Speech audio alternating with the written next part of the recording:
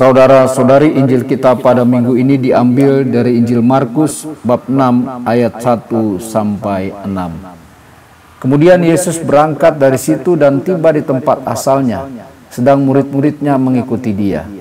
Pada hari Sabat ia mulai mengajar di rumah ibadat, dan jemaat yang besar takjub ketika mendengar dia, dan mereka berkata, "Dari mana diperoleh semuanya itu? Hikmat apa pula yang diberikan kepadanya? Dan mujizat-mujizat yang demikian bagaimanakah dapat diadakan oleh tangannya? Bukankah ia ini tukang kayu, anak Maria, saudara Yakobus, Yoses, Yudas, dan Simon? Dan bukankah saudara-saudaranya yang perempuan ada bersama kita?"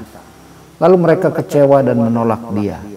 Maka Yesus berkata kepada mereka, "Seorang nabi dihormati di mana-mana kecuali di tempat asalnya sendiri, di antara kaum keluarganya dan di rumahnya. Ia tidak dapat mengadakan satu mujizat pun di sana, kecuali menyembuhkan beberapa orang sakit dengan meletakkan tangannya atas mereka." Demikianlah sabda Tuhan. Terpujilah Kristus.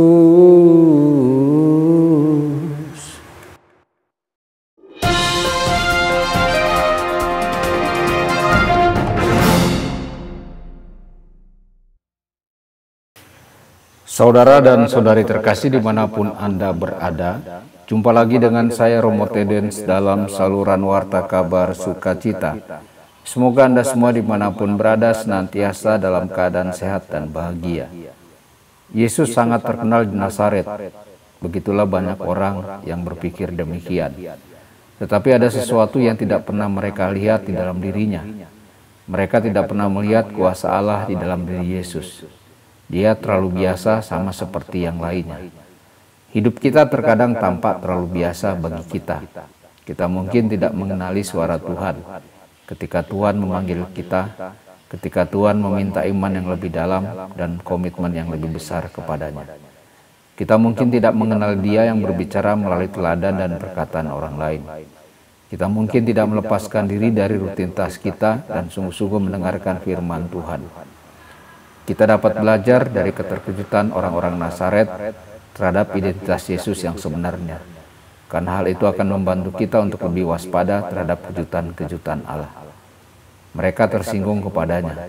Yesus dapat menyinggung perasaan kita.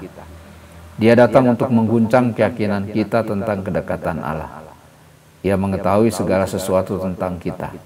Dia tumbuh bersama kita. Dia mengetahui seluruh sejarah kita, kelemahan dan kekurangan kita. Dia mengharapkan lebih banyak dari kita daripada apa yang telah kita berikan sampai saat ini. Saudara-saudari, kita harus membiarkan Tuhan menantang diri kita setiap hari. Hanya dengan cara itu kita dapat sungguh menemukan Yesus sang pembuat mujizat. Hanya dengan cara itu kita dapat bekerja sama dengannya untuk mengubah diri kita dan dunia di sekitar kita. Saudara-saudari, apa yang ada dalam hidup kita yang menurut kita tidak dapat disentuh oleh Yesus atau tidak dapat diubah?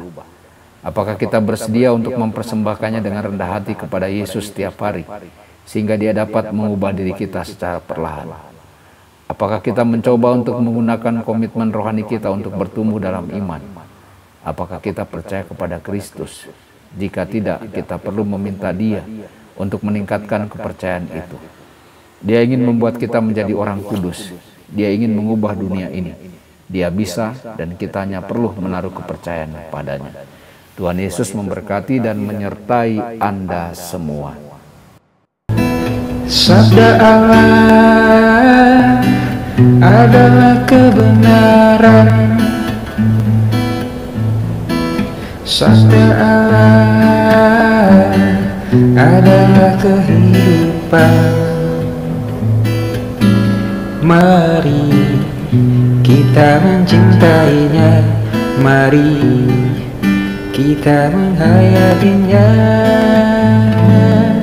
Ya Tuhan yang ku muliakan, sabdamu angkat resahku. Mari kita menghayati